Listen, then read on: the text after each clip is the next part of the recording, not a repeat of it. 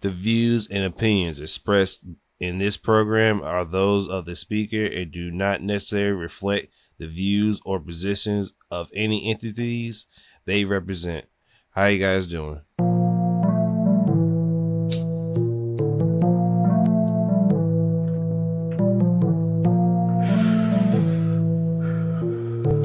DropTop. Zaza. Okay.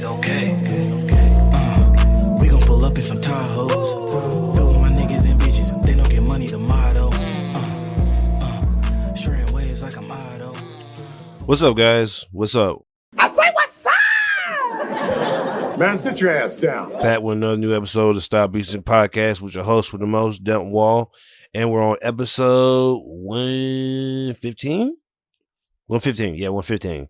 Yeah, we're getting up there, man. We're getting up in the 100s. So I'm going to go ahead and start.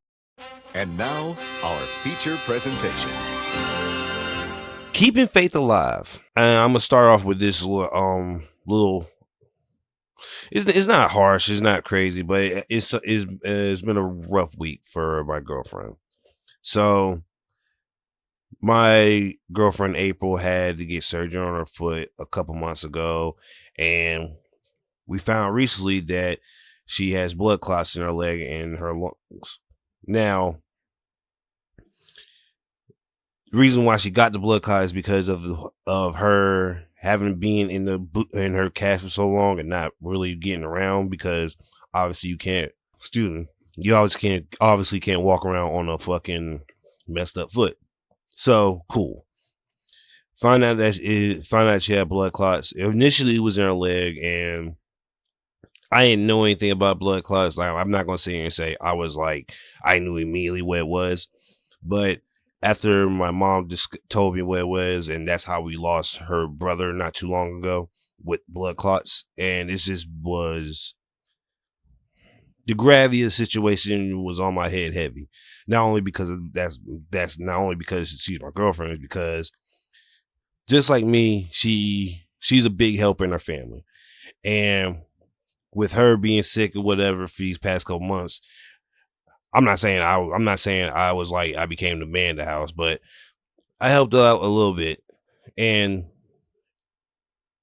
even with me helping out as much as I could, I saw how, like, oh shit, and she does this for our whole family. Like, she's like the lookout for her entire family, and I was just looking out for her and her family sometimes. So it was like, oh shit.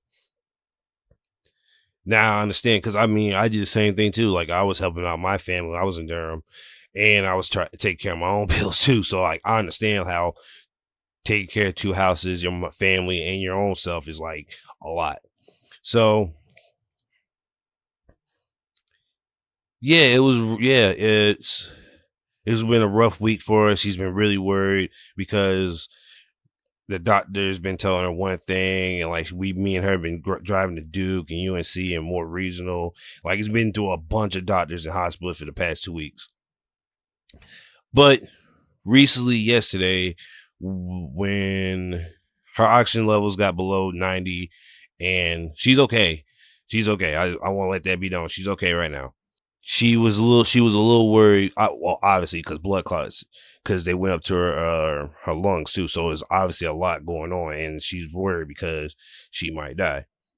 Well, you can die off of blood clots, but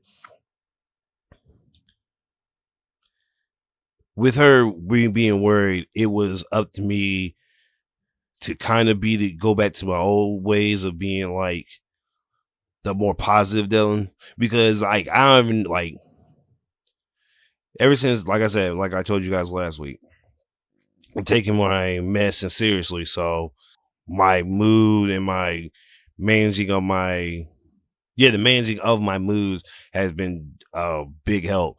Because normally I wouldn't have been stressing. I wouldn't have been like, well, no, I would have been stressing harder, and like, not on her case, but I would, like, what's the word I'm trying to use? Suffocated her, and no pun intended, with caring, well, like not trying to like tell her what to do, but like worrying, because this is like like I said, the gravity situation is really high because of the blood clots and shit.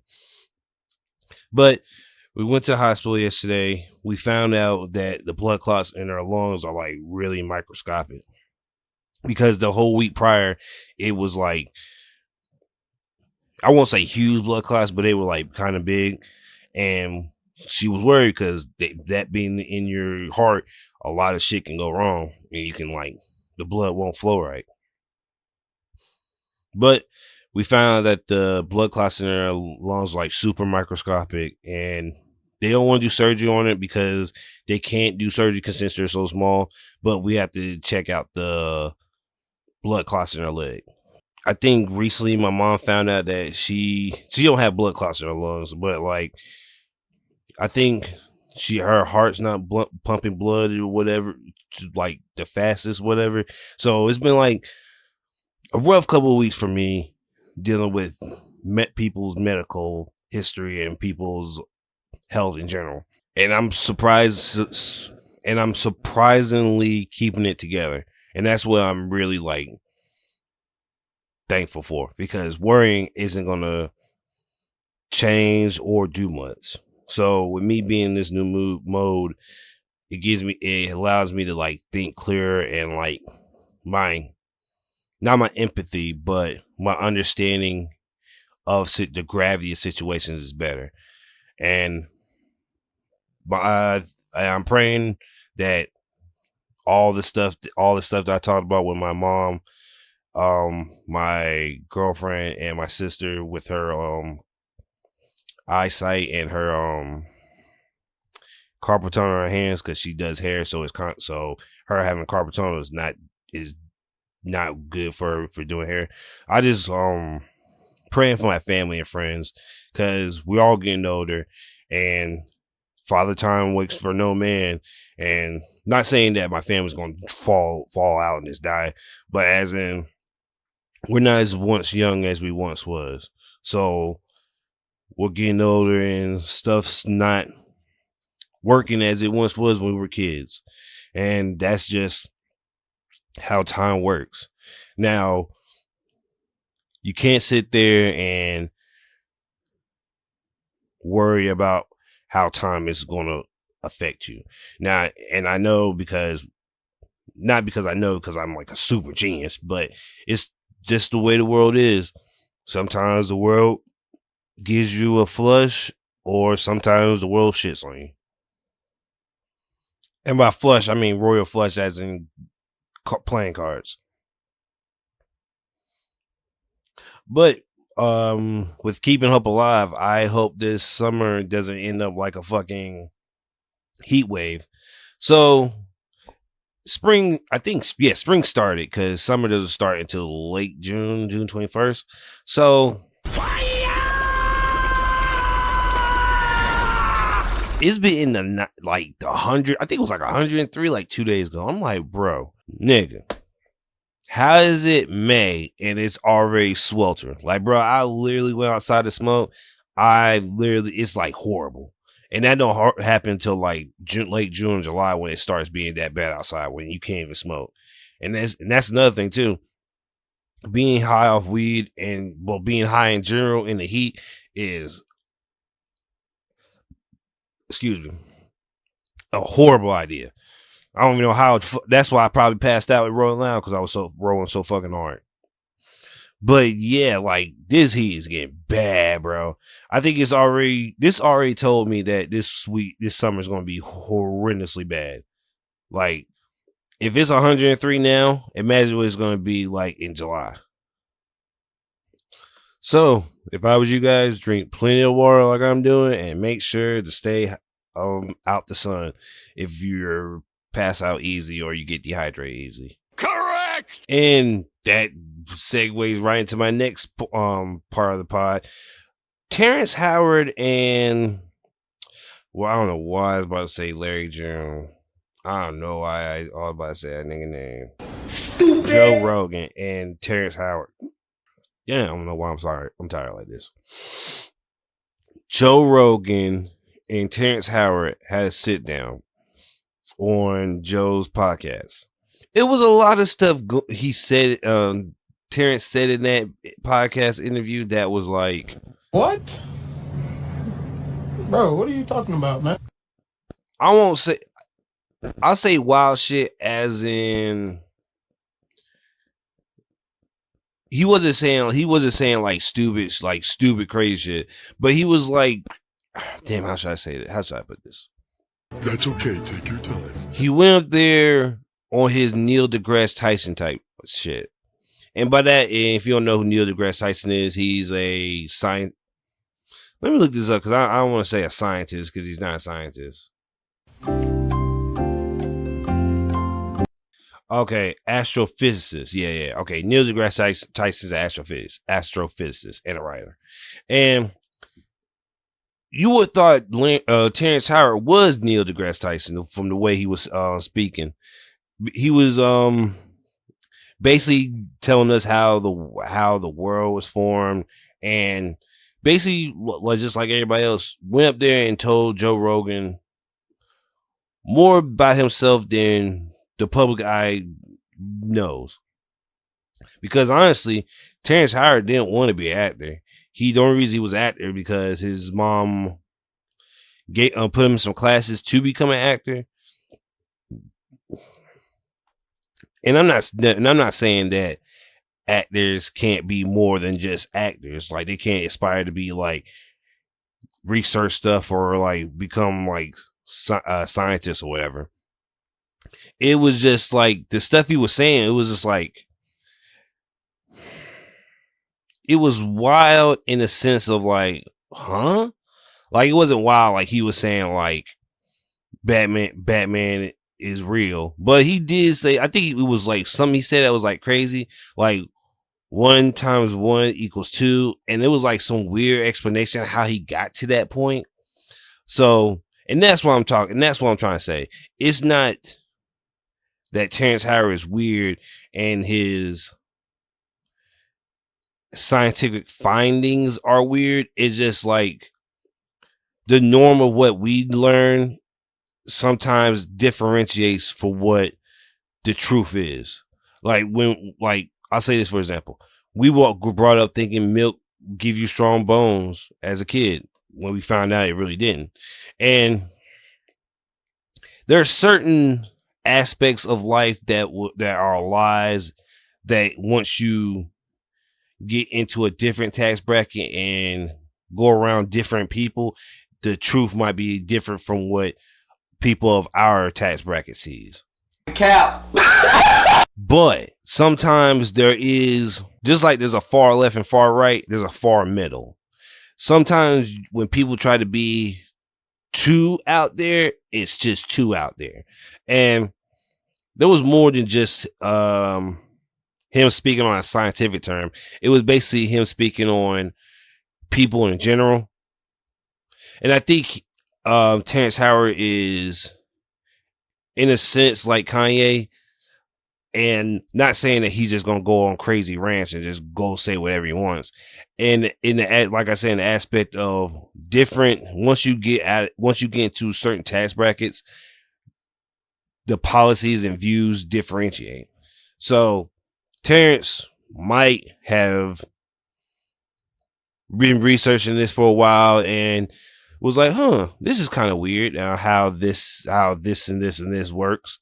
And he also was speaking on how we're still separated by science and church. Oh God! Which I'm kind of getting tired of that, because me personally, both can coexist in the same universe. Correct. It's just people are gonna have to sit down and like, because I've always believed that science and religion can work in the same aspect. It's just having faith and having mathematical or scientific evidence. That's where it all comes down to. Having faith in something that you can't see and having facts of what you can see. That's the only thing that really differentiates the people, for people.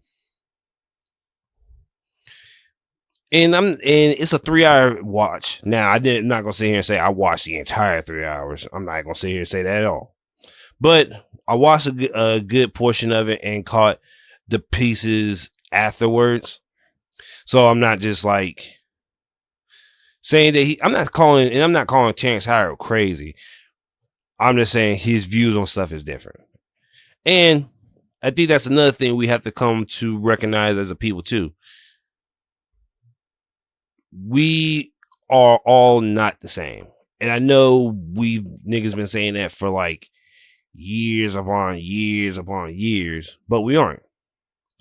There's certain stuff that I do that certain people don't do. And that goes for empathy and understanding people. Now, just because I do something different from you doesn't mean that I'm so different from you. But there is a level of different and weird. And there's sometimes people cross the line or don't know where the boundary or the line is. Now, it is like that line is either short or long with people. You can either be weird to a large degree and people's like, okay, you gotten too weird, or people don't have time for the weird shit and they're just like stuck in, and I won't say stuck in their ways. I would just say, what's that? That's their not routine. Would you say routine? Daily itinerary of daily itinerary of life.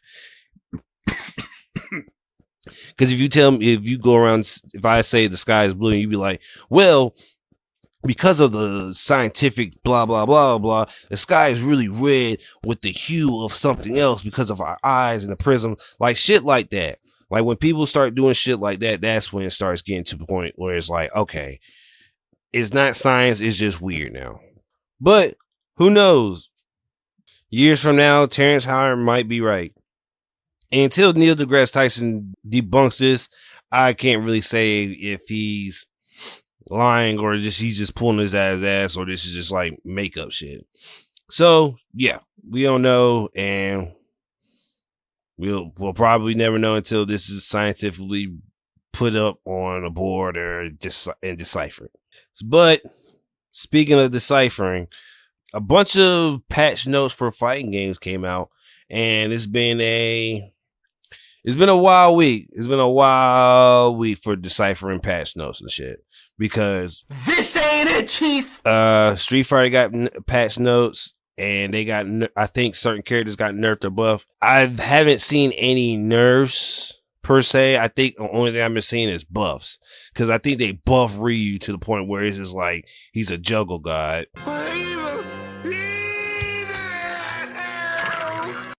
My most hated character in the game, Marissa, they gave this bitch like more dirt. Not she can break through moves that have armor now, which she wasn't able to do before, but now they're made her able to break through armor, which is fucking amazing. Which I hope they nerf, which they're probably not, because they just fucking patched it today or 2 days ago. So it's no way that's gonna get fixed in 2 days.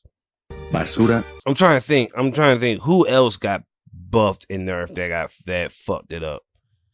Well, Akuma's out, and they gave Akuma 5 fucking supers. He was only supposed to have 3, but if you do like a taunt with him and he eats like a pork bun, he unlocks 2 new supers, which is fucking ridiculous. But for what I've seen of Akuma, I don't want to say this is the best Akuma. I would say this is probably, I don't know. I don't even know how I would rank this, because Akuma in Tekken 7 was ridiculously stupid OP. I told you so. Akuma in Street Fighter 4 was stupid. 5 was alright. I never, like I said, I hated 5, but for what people say, Akuma was nasty in 5.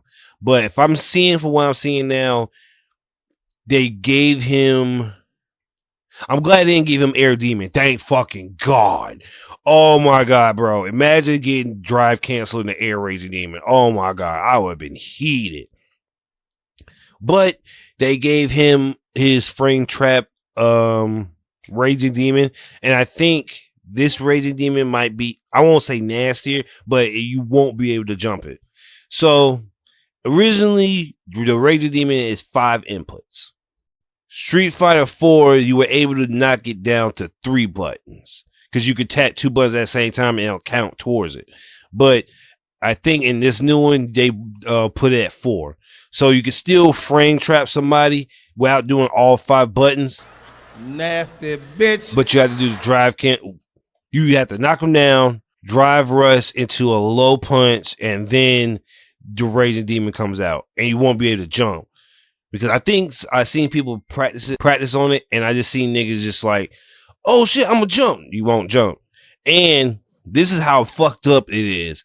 Akuma is like real. This is how I think this might be the best version, because his demon flip is not a uppercut anymore. It's just a regular fireball, I believe.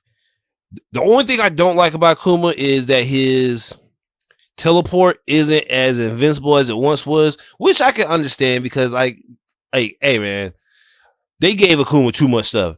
In his teleport can go to a grab. I'm not stressing about it. I don't think it has invincible frames either. So if you do it, you better pray to God you get them in time. So I'm not really peeved off, or like, well, no, I kind of peeved off about the teleport. I think the only thing I'm peeved off is teleport. And he doesn't have an axe kick, but I can live or die with that. But as long as he has a frame trap for his Razor Demon, that's all I really give a fuck about, really. Because even though I'm not the greatest at inputs, when I was playing Evil Ryu on Street Fighter 4, that frame trap into the Razor Demon was stupid OP when I fucking learned it. Like, it was really good. So I gotta get Kuma so I can play and learn how to do that, because they, like I said, they patched it, and everybody, I won't say everybody's different, but they added some new stuff so characters are a little bit more aggressive or stronger, or take the fighting system of Street Fighter 6 higher.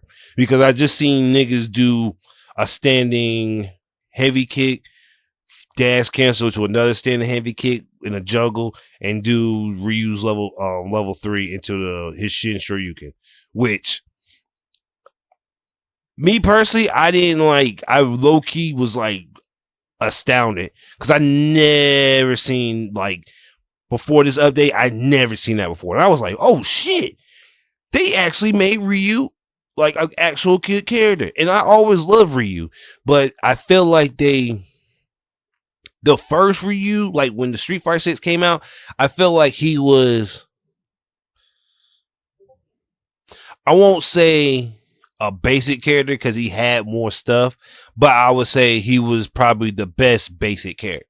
But now that he has like more moves and more utility, because his Hadouken charge, it has more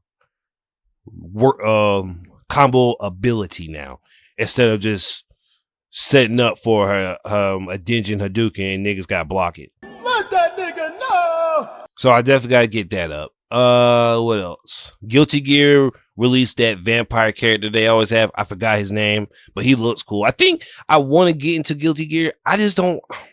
It's not the battle system I don't like. It's, I guess you could call this part of the battle system. Like, so if you knock a character to a wall, if you hit them again, they fly off into another part of the map. Just like, but yeah, you just get knocked to a different part of the map. It's still the same map, but further down. And I was like, all right, I like it. I can see it. It's just, for me, like not Guilty Gear, but like for Blaze, it reminds me of Blaze Blue on like the combo ceiling is up there, but it's not crazy up there. Cause I love Blaze Blue. Like when niggas gave me the let me borrow the first Blaze Blue and I played it, I was in love with it. Like loving it. They nerfed my nigga Jin in the latest Blaze Blue, and I was like, fuck that. I'm never playing that. I'm never playing that character kid. Cause they nerfed him to shit, and I was like, all right. Cause he had like air fireballs, but it was like it was ice daggers, but I call any projectile fireball. So, and I'm not about to go on this rant of them nerfing characters and then me not playing them, but Blaze Blue was a great game and just remind me of that. And I think it was the same company, Arc System. So yeah, 2D fight. I'm in love with 2D fight games.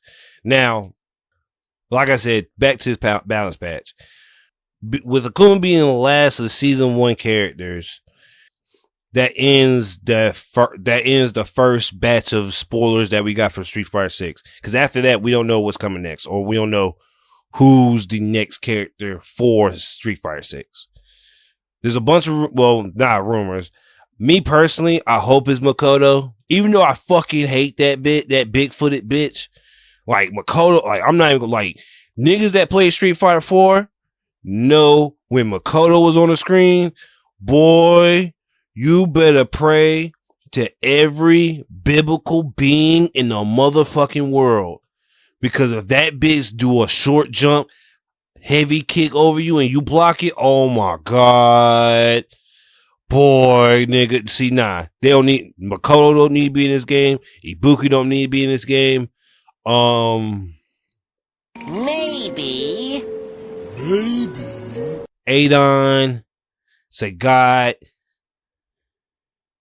Guy. I mean, you technically don't need Guy because you got Michelle there and she's a ninja. Yeah, I feel like not counting 5, but 4 casts. Like if you put, because I think Jin's dead. Jin's dead. Cody might be Cody might be a cool character in this cool character to play in this dry system. Alex might get going in his drive system. What's the ninja nigga that was in Street Fighter 2 to fight? That I forgot his name. He was a samurai with a blue mask. Fuck, I forgot his name. But he might do good in this. I don't know. I have no idea I have no clue who's the next season for it. Shoot, I don't even know who's going to come in for the next fucking Tekken 8 cast. Which Tekken 8 is still fucking fine and it's still doing numbers. But here's hoping the cast for Street Fighter 6 already is cool. Aki's cool, Ed's cool, Akuma's cool, and I'm not the biggest fan of Rashid, but Rashid is cool. I fuck with Rashid. He made his debut in Street Fighter 5, and he has more of a character in 6 than he did in 5. Because in 5 he was just there, but in 6 he's like a YouTuber that just goes around and do crazy tricks and shit. So I fuck with that. About in Street Fighter 6 that he actually has more of a character than normal. So here's hoping that we get some more shit coming in. And here's hoping that they treat 6 like 4 and like, oh shit, here's Ultra Street Fighter 6. And like there's a whole bunch of new systems for it. Like I really want them to treat 6 with like love and care. Which you can honestly tell that they do, because unlike 5, when 5 came out, it was like a slow burn. It wasn't until like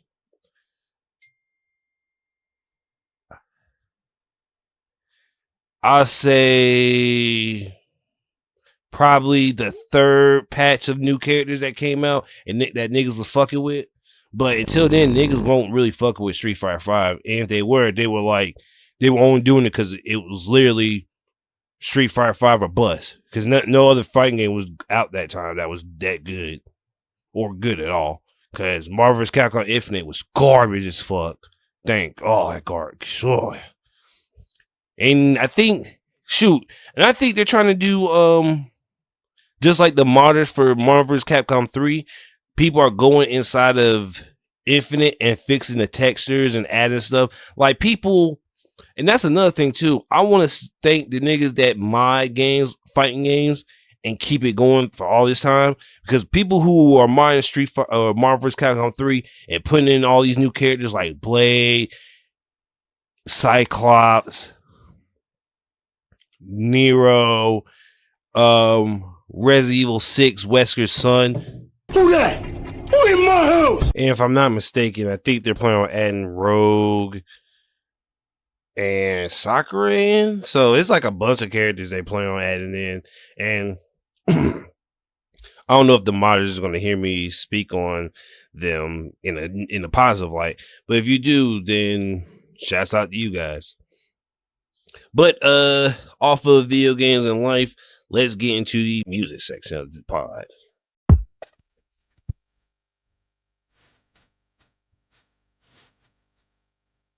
So, Vince Staples dropped. And if you guys know, I'm not the biggest Vince Staples fan. So, let's see. Let me look at the name of the album. Boo this man! Dark Times. It's 13 songs. I'm not gonna listen to it. I ain't gonna cat to you. I'm probably not going to get this to listen to it at all. So yeah, it's not in. It's just that I just not the biggest fan of Vince Staples. So yeah, if you like Vince Staples, the album's out and I heard good things about it. But if not, yeah, I got nothing else to say. Sexy Red dropped. Let a nigga bite your butt. Hey. And it's getting mixed reviews. People seem to not like it because it's just like a ratchet version of Chief Keef's album, who he dropped today, which I'm going to go and listen to because I feel like I've been lowballing Chief Keef, but I have to go back and listen to the Chief. This new, I'm trying to remember the album name. What is the album name?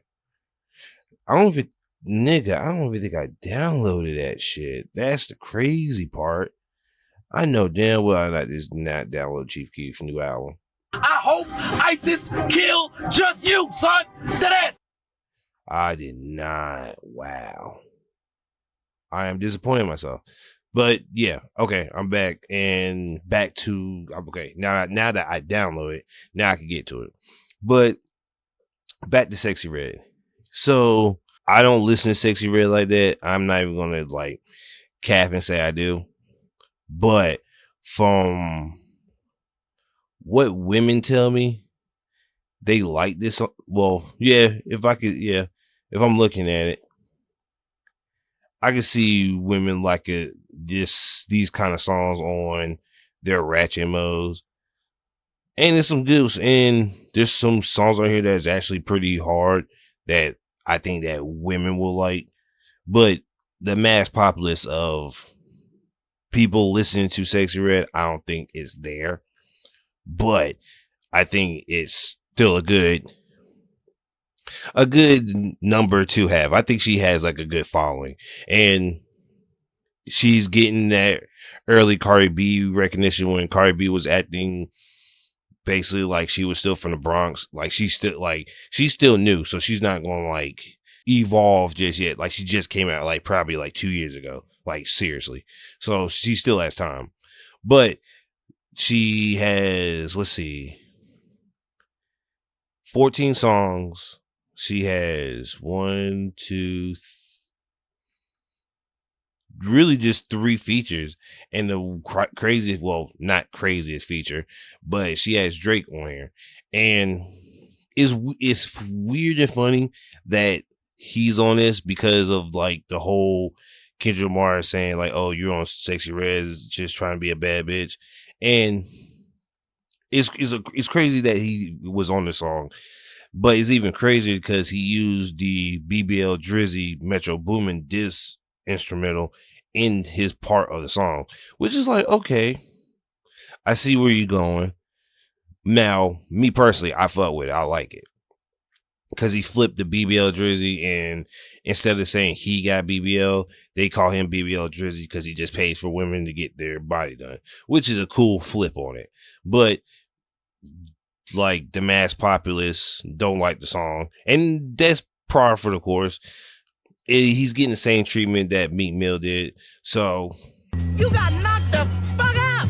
like how people were like treating Meek Mill after he lost the battle with Drake, and niggas just shitting on him. It's the same thing gonna happen to Drake. He's gonna get shitted on for a little bit, pause, and then come back with some music, and people are gonna be like, okay, I can fuck with him because the music's still good. But for right now, Drake is on the back end of it because, like I said, Hey yo, what the fuck? he's still on the cusp of losing that battle, so niggas is still trying to find a way to slay him. But me personally, I still fuck with Drake. His music's still good. Like even though he lost the battle, the music still stands, nonetheless. But still staying on. Well, I think Sexy Red's from Chicago. Yeah, I think she is. Well, in staying on Chicago acts, Chief Keef dropped Almighty So too, which I didn't know that this album was supposed to drop in 2019. So this nigga's been holding out for this album for like 5 fucking years. and niggas that like I because I'm not the biggest Chief Keef fan, but like me just finding out that this damn album been hold out for 5 fucking years, I've been heated too as a Chief Keef fan. I'm like, bruh, you came out with so much music from 2019 to now. You made us wait for this shit for that long. Now he definitely delivered. From seeing how everybody ran and gravitated to this album. I didn't hear the album yet. I gotta give it a listen. It's 17 songs. I'm definitely gonna give it a listen to. Like I said, I'm not the biggest Chief Keef fan, but Chief Keef do make good music. Like, you be lying to yourself if you be saying, "Oh, Chief Keef make bad music." Like, no, you're lying to yourself. Like, you're super lying to yourself. But more new releases. Let's see. Oh, Gunna's album. What's it called? I forgot. One of One. Hard as fuck for no fucking reason. Now, that Roddy Ricch song, I ain't expected that shit to go hard. But me personally, I'm happy that Gunna is still staying to what he is, but he's like moving mountains slowly, because he's still rapping like he normally does, but he added in the Leon Bridges, the Normandy feature. So like, I fuck with this album. This album's pretty fucking hard. I don't know if I said I listened to the album all the way through last part, but this shit's pretty fucking hard. Chef G, Everything Lit. Even though Chef G did that wild Trump interview with him and pulled up with him, that the song's still hard, but that still was crazy that nigga did that. Pink Panthers dropped Turn It Up. Like I said, Pink Panthers always deliver. I fuck with this song. I thought it was gonna be an album, but it's just a song, but I still fuck with it. It's hard as fuck. This Juicy J album I just found, Mental Trillness. I don't know where the fuck this album came from. I don't even remember him dropping this. It came out this year, so I know it came out. So I don't know when. But I heard the intro to the song into this album, and I was like, okay, I see Juicy J is trying to take it somewhere. So I'm gonna go back to it and listen to it.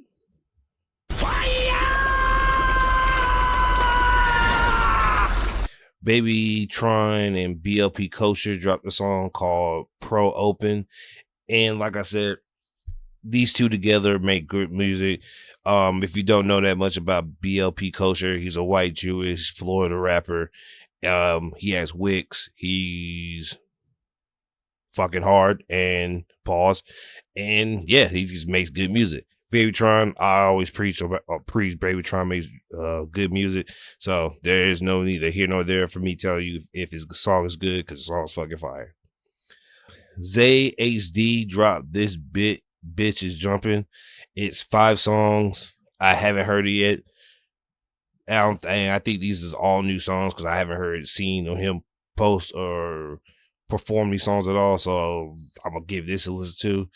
And I think that's all for new music so far. I don't think anything else new dropped, but still in the music topic, Tyga and Travis Scott. Well, Tyga's manager and Travis Scott got into it at, I guess, Tyga's set. I think it was a recent interview Tyga did where he spoke of Kylie Jenner and Tyga himself, not Tyga, but Travis himself, the manager did, and Travis and Southside, the producers that made all of Future's beats, and the nigga that like disrespected Funny Marco with G Herbo. Like, apparently they jumped on the stage to try to fight his security. Now, you couldn't see it because it was like really fucking dark, but I saw a nigga that looked like Travis, because he's the only skinny, dark-skinned nigga with braids like that. And I don't think that was Tyga, because Tyga was mad light-skinned. You can see that nigga.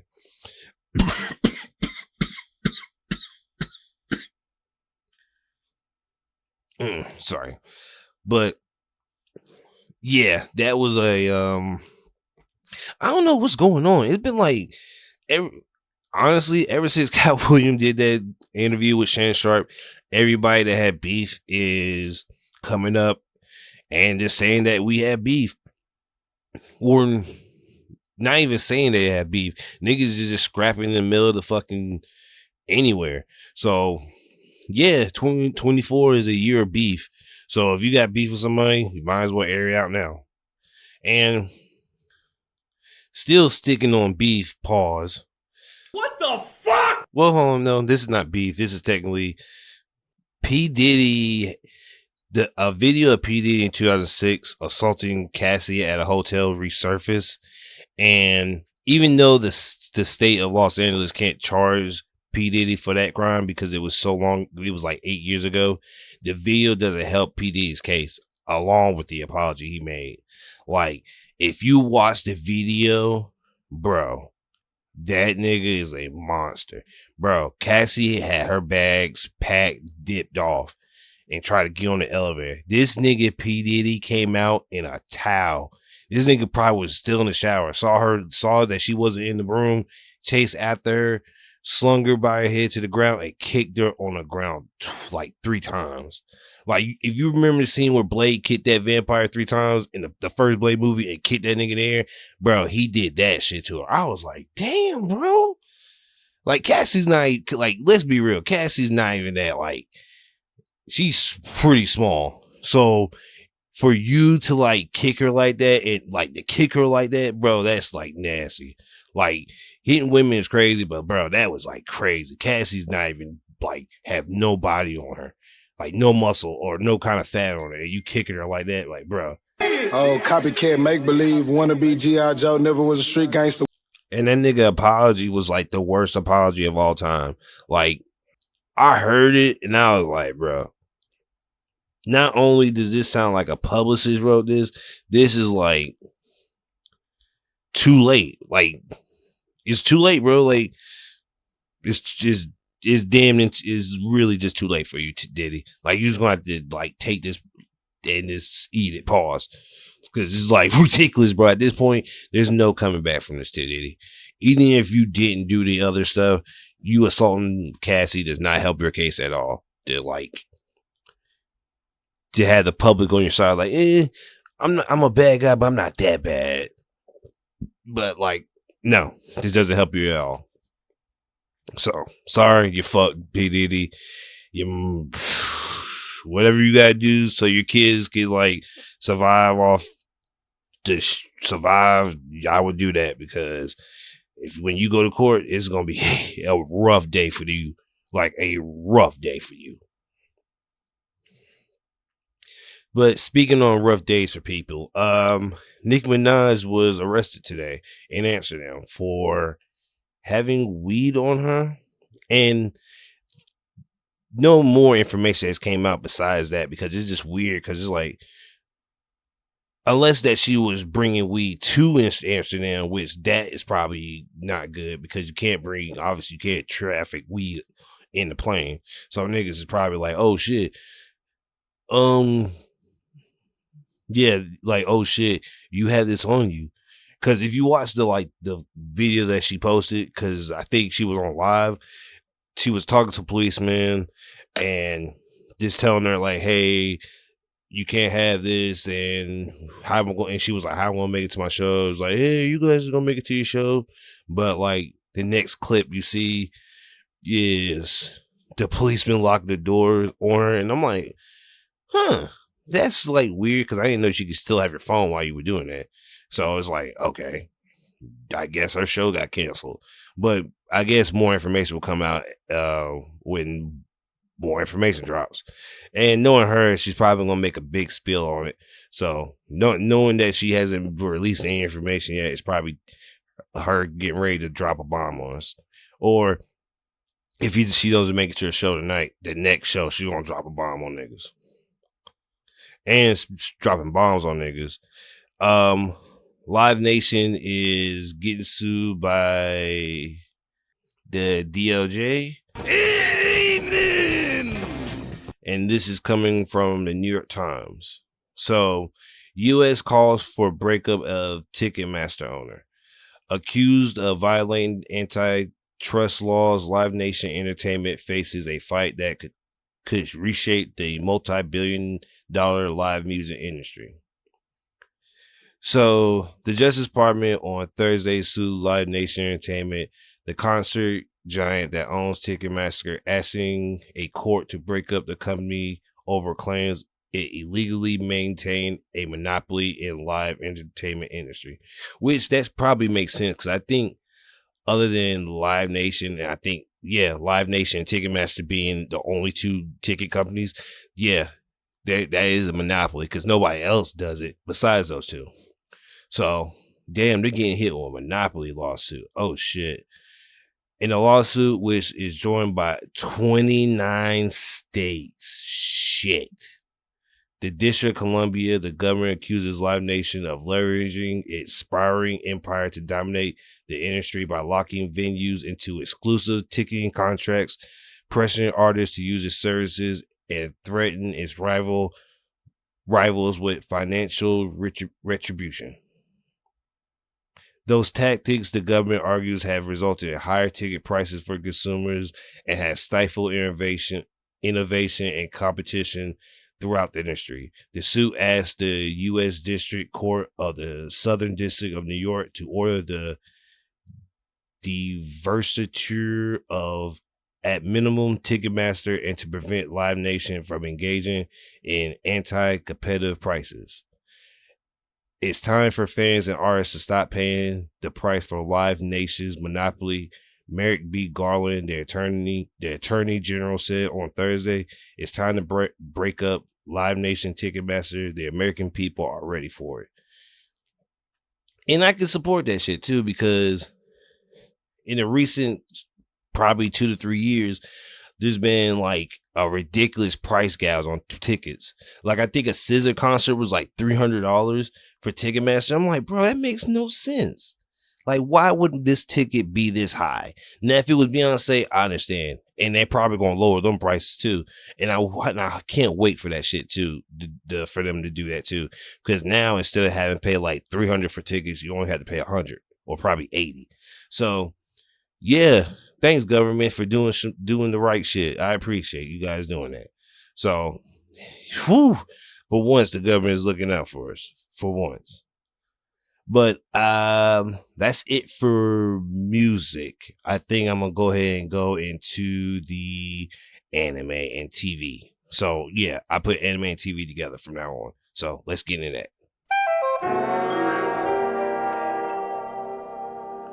So just like the cover shows you guys, I will be reviewing Knuckles, the Sonic spinoff on Paramount. There's only 6 episodes.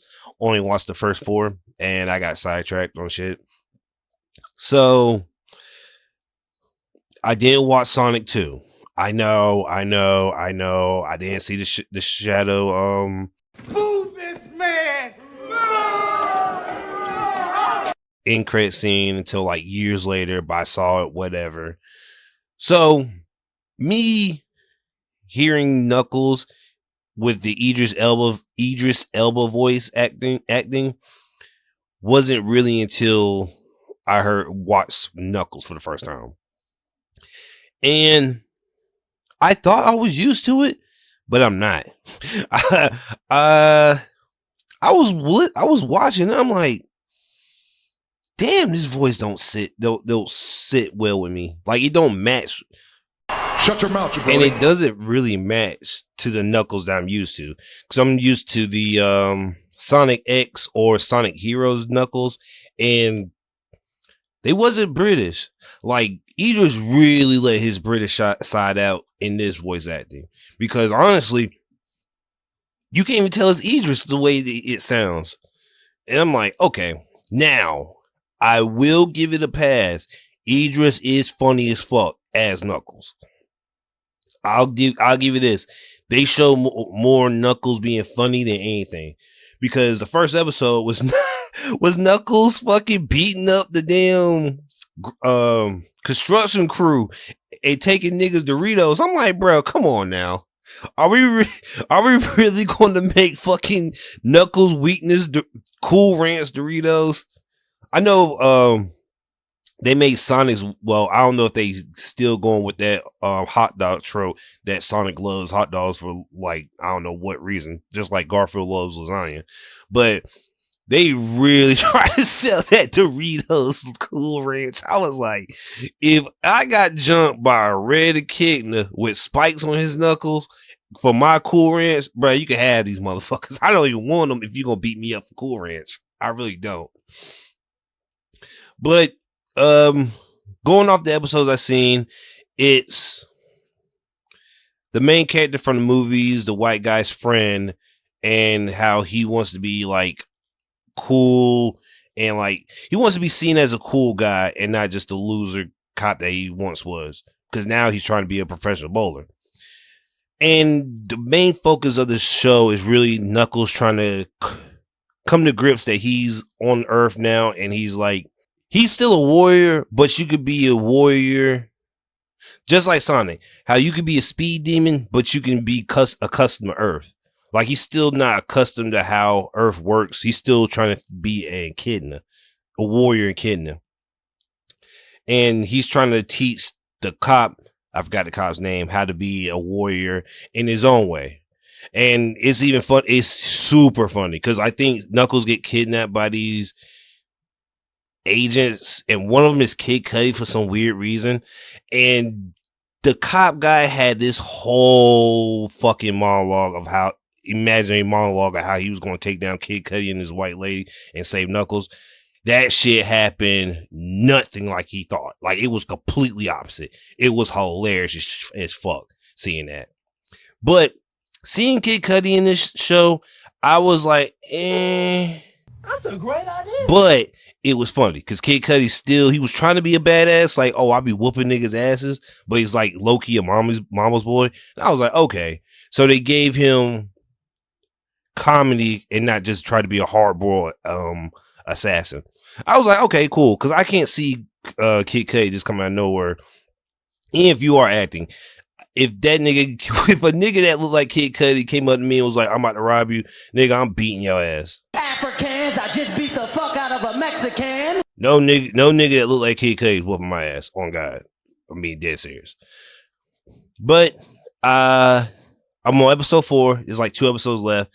I really fuck with the show. It's super hilarious. I have to watch Sonic 2 so I can watch Sonic 3, because apparently Sonic 3 is coming real soon because they already got the posters. I think they got a cutout of Sonic, Knuckles, and Shadow at this Comic-Con they had. So if they got cutouts, the movie's done. You were just waiting for niggas to do the trailer. So watch. People are shitting on Knuckles TV show because it's more of a comedy than like kind of action. It's like a buddy cop. Yeah, it's basically a buddy cop type of show. And me personally, that makes sense because in Sonic X, I remember Knuckles being cool with somebody, or he was like a bounty hunter and he was hanging out with some dude. So I'm like, okay, Knuckles has done this buddy cop role before in other medias. So I wasn't too mad at it. Matter of fact, I wasn't mad at all because it, like I said, me personally, it makes sense because of what Sonic explained of how he had to come to grips with being on Earth, and he can't just be the Sonic from a different universe. He has to become accustomed to the way of the world. Even though it took him a while, he still had to. Now, Knuckles hasn't been here that long, so because I think Sonic been here since he was like a kid, so that's been like years upon years of me learning human nature. And since I'm super fast, nobody can really fucking see me, so I can just skedaddle in and out, and niggas don't know where I'm at. So, yeah, me personally, I think those niggas don't like. But like I was saying, oh, also, I have a special guest with me. Go ahead and say your name, Maya. Maya. Let's go. Speak it to the mic. Say, hey, Maya. Hey, Maya. My niece is here with me while I'm recording, so I'm probably not going to be cussing. Well, I'm not going to cuss at all. Hey, Maya. You're Maya. You already said hey to the we'll say hey to the people. Oh my gosh, show those random. All right, but yeah, the Knuckles. No, Master. Maya. I like this and the color awesome. Thank you, Maya. But like I said, the Knuckles TV show. Hey Maya. Was Maya. Maya. Hey Maya. The Knuckles TV. Hey Maya. The Knuckles TV. Maya.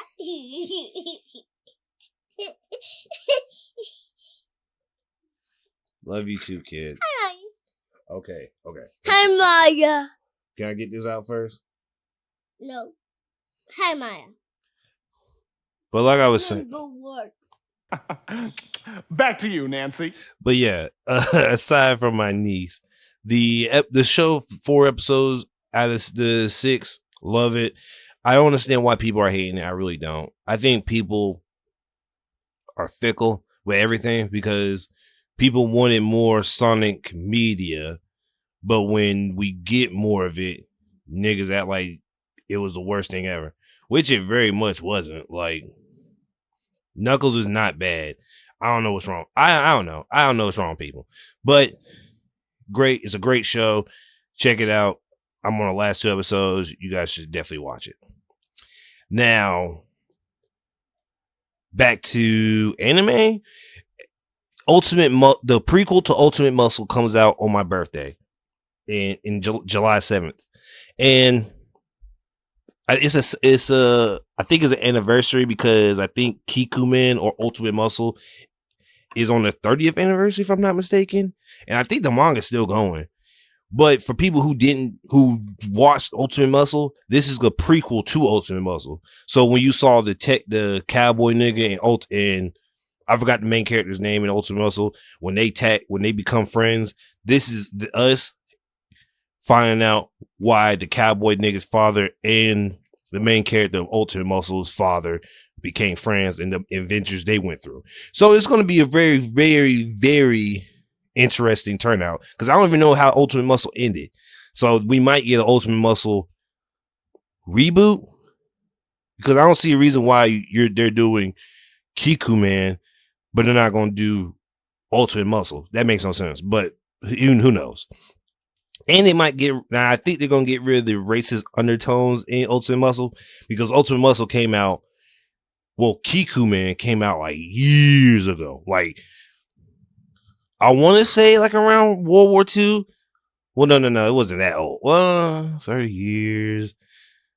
Yeah, it's like the 90s. So they had like Hitler. They basically had all the racist stereotypes for their characters in that show. Even the Japanese niggas. I think I saw a Chinese nigga with buck teeth and a hat, like one of those like cone hats. And it's like, oh shit, they going super racist with this. But definitely check it out. It's really, really, really. The fights is good. From what I've seen, the fights is good. So you should definitely check it out. Mashal is getting I think they're gonna finish Mashal, or this is gonna be season 3 of Mashal. We might lead in this. Well, no.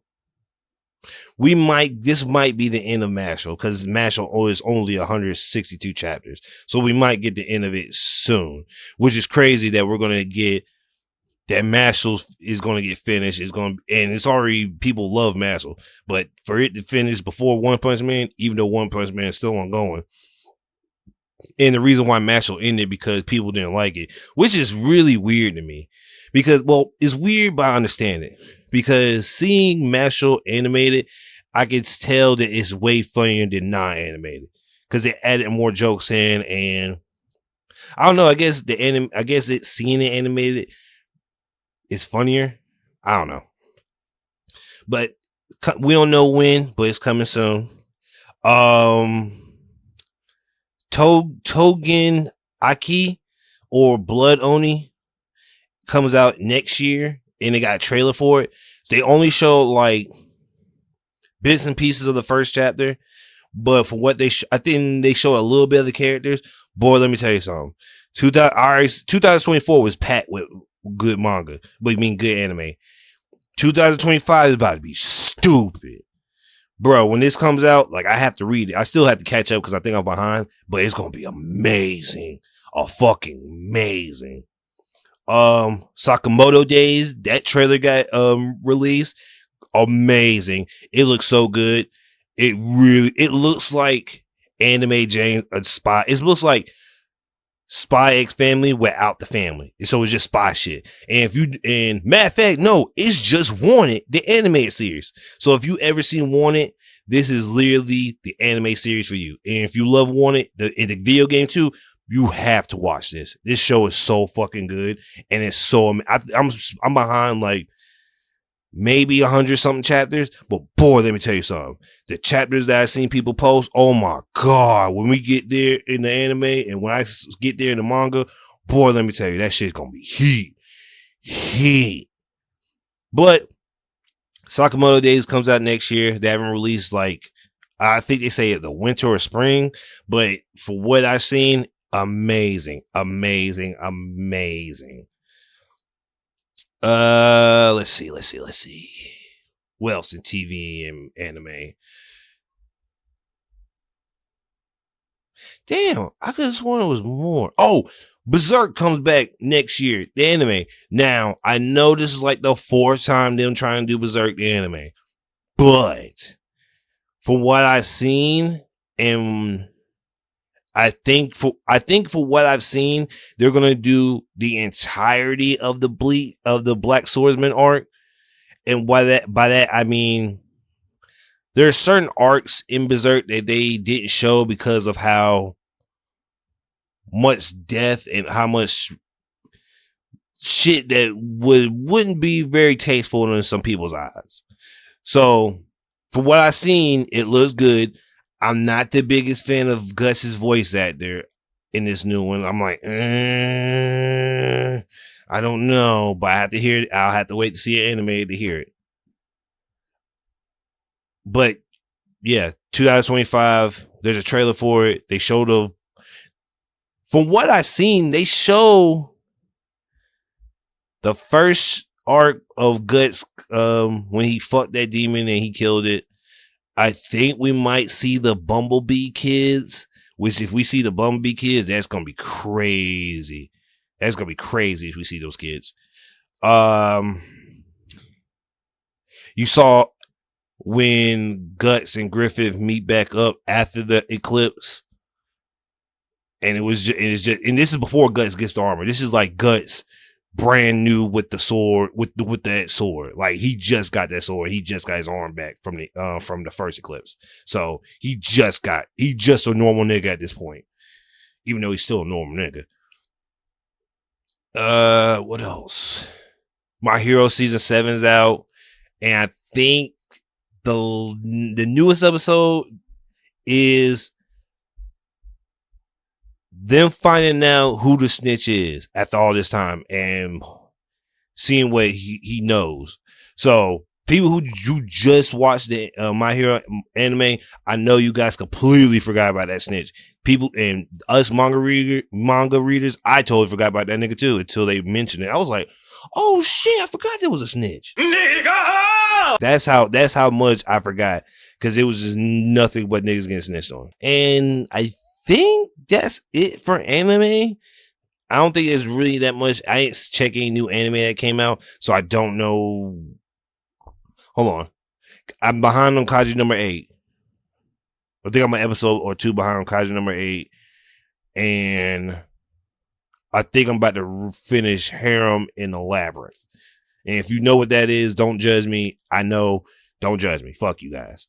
So other than that, anime update, let's get into the manga.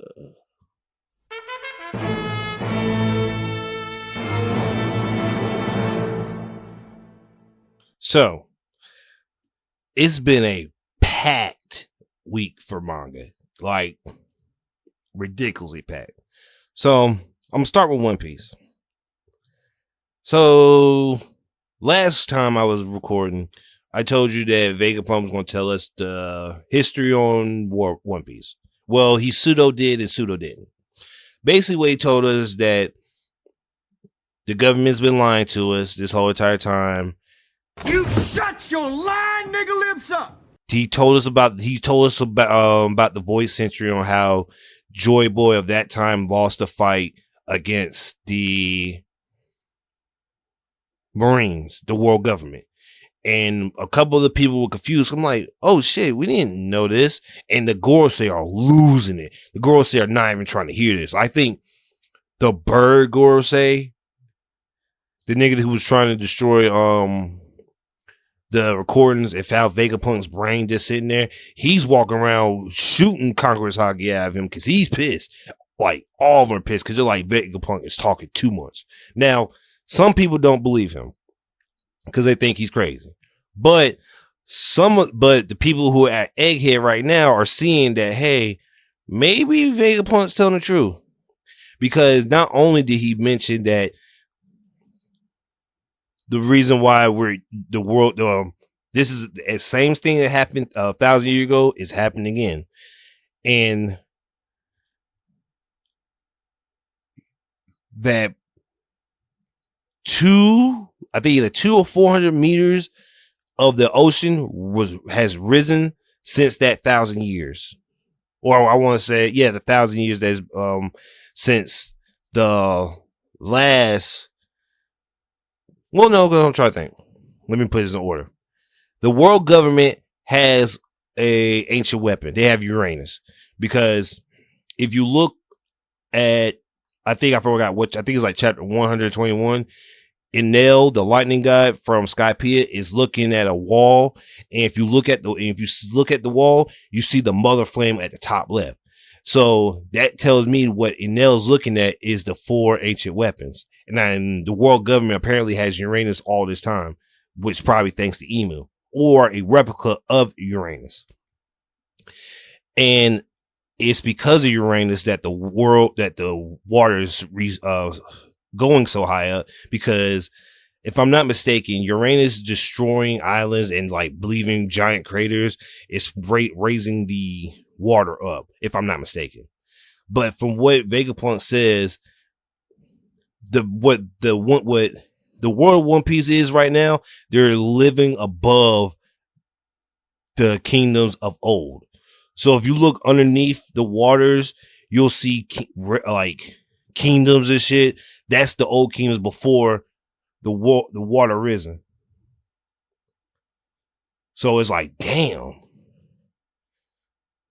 And niggas and people who aren't stupid are super like, bruh, how the fuck is this going on? That's just prime. So now they're confused. It's like, bro, how are we supposed to stop this? Or how are we going to fix this? Because if the world government is still doing what they do, it's going to fuck everybody's shit up. Because now I have to deal with the world sinking, and I have to deal with the world government holding back the truth from the people. Like, it's like really fucking bad that had to go, how the world government only cares about themselves.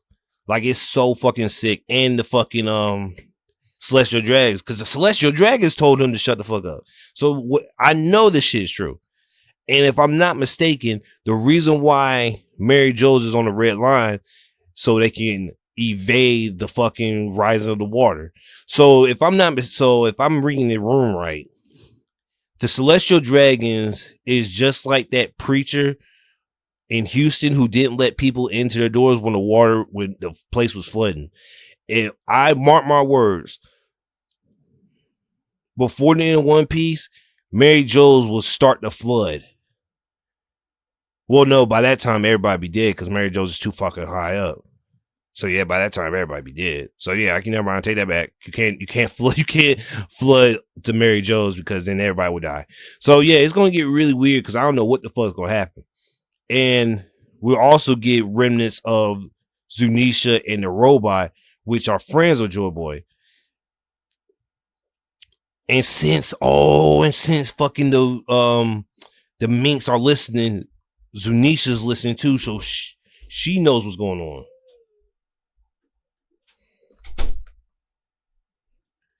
If Zunisha is a girl, which I don't know, I don't even know. I have no idea if Zunisha's a girl or not.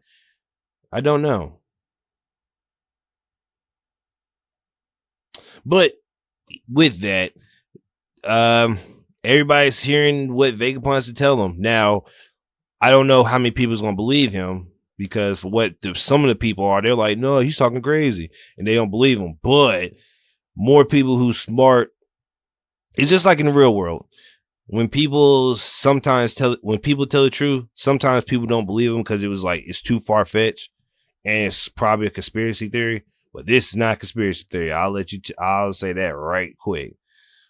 But yeah, One Piece is getting crazy now. I think because we saw Emu and Emu's mad as fuck, and I think the last thing we saw was Vegapunk telling us that Joy Boy was the first pirate ever. So yeah, it's definitely going to get crazy because I promise you,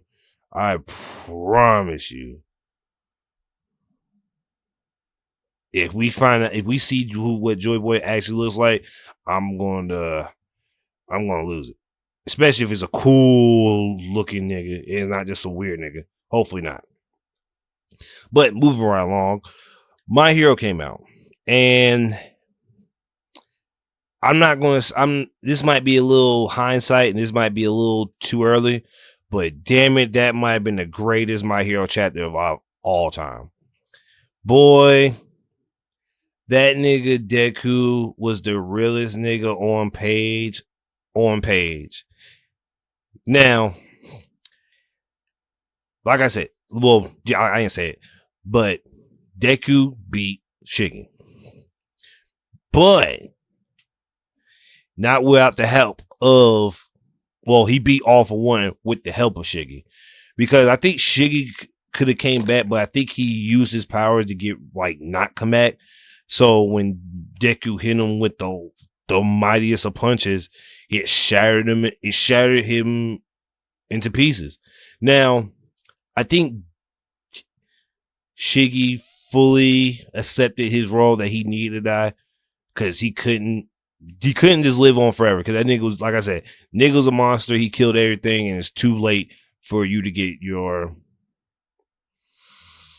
redemption. It's too fucking late. Niggas is literally dying, and niggas look like monsters now because of you. So no, you have to die. And people gonna be like, oh no, Shigaraki actually killed himself. Well, nigga, I punched him a bunch, and that punch helped him punch him death. So fuck off. But yeah, I think that rumor that My Hero sequel might start after the last chapter might be true because the person who said that the next chapter is going to be the climax was right. So we're done with the fight. Deku won. Now I think the last chapter is going to be the wrap up. Is like, hey, I beat Shiggy. We got to get shit back to normal, and we got to go back to our semi-normal lives after all this mess. So I want to see what happens because now they got rid of Shiggy and the war's over. I want to see the wrap up and see how everybody looks because I know everybody looks fucked up. Everybody. And most niggas is literally on their last leg because I know Bakugo's like literally dying. Like Bakugo had no arms, no legs after he woke up. And he was just like using his body as like a bomb itself. Like I know he blows himself up, but like I'm telling you, like he literally blew up, did a barrel roll to catch up the All For One to kill him. So yeah, he's really fucked up. But to the people who hate My Hero, the manga, you guys are tripping. That chapter spoke volumes. These last couple chapters have been like the best thing My Hero's ever put out. So fuck you guys. I'm sorry. That's all there is to it. That's all there is to it. That's all there is to it. I caught up to Dan. I'm current. I was like 40 chapters behind, and I read the rest of the Alien War and the start of the new board game art with the new guy that's supposed to join the team. So I'm on chapter 153, and damn, breaking news. Donna and Donna is going to be 24 episodes long in October. I don't know where that might lead them. That might lead them to Evil Eye, and that's it. But I don't know. Because it goes Turbo Granny, Ballet Dancer, Evil Eye. Or is it Evil Eye then Ballet Dancer? Yeah. Because it's Turbo Granny, Loch Ness, Ballet, then Evil Eye. So we might get the last episode might be them getting their team together. And then next arc we go into the Alien War and the Robot Taku Kid. So that probably will be the 24. I don't know. I don't know how they're gonna do it. I'll see what chapter 40 ends off at. And if it looks like they could do it, I'll see if that's what they lead off at. But last but not least, JJK. Now, JJK is probably the hardest shit that came out. Only because it's beat the allegations of Gojo. Technically, Gojo coming back. So, last chapter, I said Todo and Yuji were working Sukuna. And Sukuna saw that Gojo was alive. Now, before we get to see Gojo, we go back to the I say before the Gojo Sukuna fight. And no, I'll tell you that. Before we go back to that flashback, we see Gojo with slits in his head. Gojo's alive, his body's healed up with slits in his head. And they immediately told me that they did a brain transfer. Sukuna goes berserk and was like, so you thought this will help you even more, Yuta? And I was like, oh shit, it is Yuta. Because you can see his eyes, the way his eyes looked like Yuta before he became depressed. And it's like, bro, what the fuck happened? Because prior to this, I was already spoiled because I saw Gojo with this marks on his head. And I think somebody posted a picture of like Rika and Kenjaku and the brain. So we find out that Yuta had a plan to, if Gojo was to lose, put his brain in Gojo's body so he can finish the fight. But everybody's like, nah, that's not really cool. That's like some Kenjaku shit. We're not monsters. But Yuta's like, bro, we're up against Sukuna. All that, let's keep our humanity shit out the window because we're gonna get blitzed, and we kind of did get blitzed. Like Sukuna sliced Gojo in half. All the good guys is fucked up. Yuta got sliced in half, so Yuta's body's gone. So when Yuta got sliced in half, he actually did get sliced in half. And we didn't see this, but Rika ate Kenjaku and copied his technique. So what Yuta did was take Gojo's body that was already taken by Mei's brother and the half a body he had left.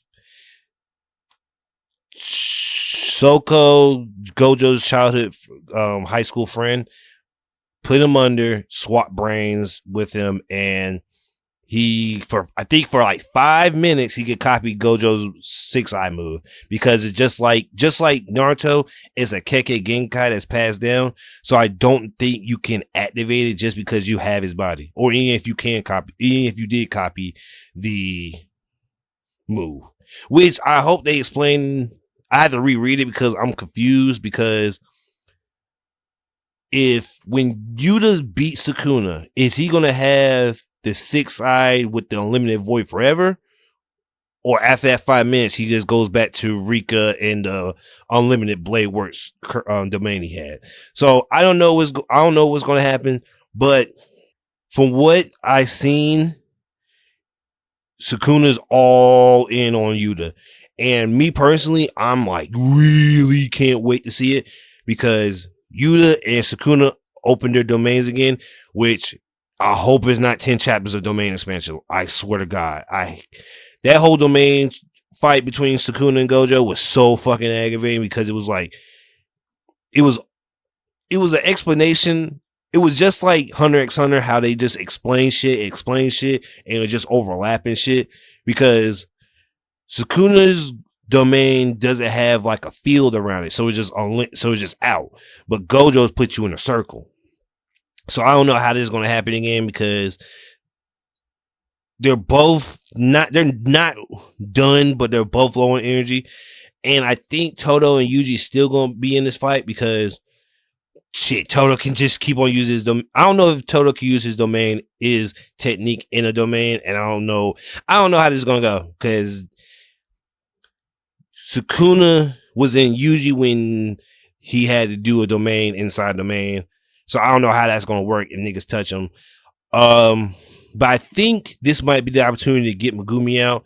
But I also feel like they still have the Tengen situation to worry about because Sukuna still has Tengen from when he got from Kenjaku when he died. So he can still activate that. And since Todo's alive, Nobunara should be coming soon, along with everybody else. So here's hoping we get those guys because, bro, JJK was so fucking wild, man. Because I was like, this nigga Yuta is Gojo forever now.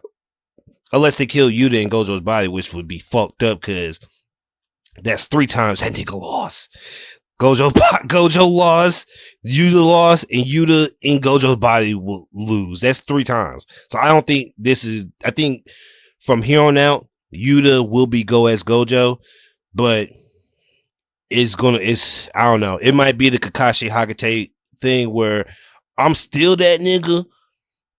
I don't have like the unlimited 6 void and all the other bullshit, but I'm still that nigga on paper. And if they win, that means Yuta becomes the strongest sorcerer in the world. So, hey, here's hoping. But I think that's it for the pod today.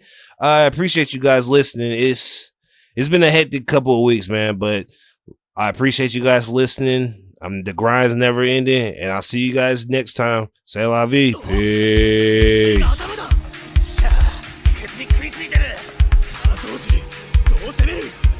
外側じゃ絶対逃げねえ。インに行け。インか。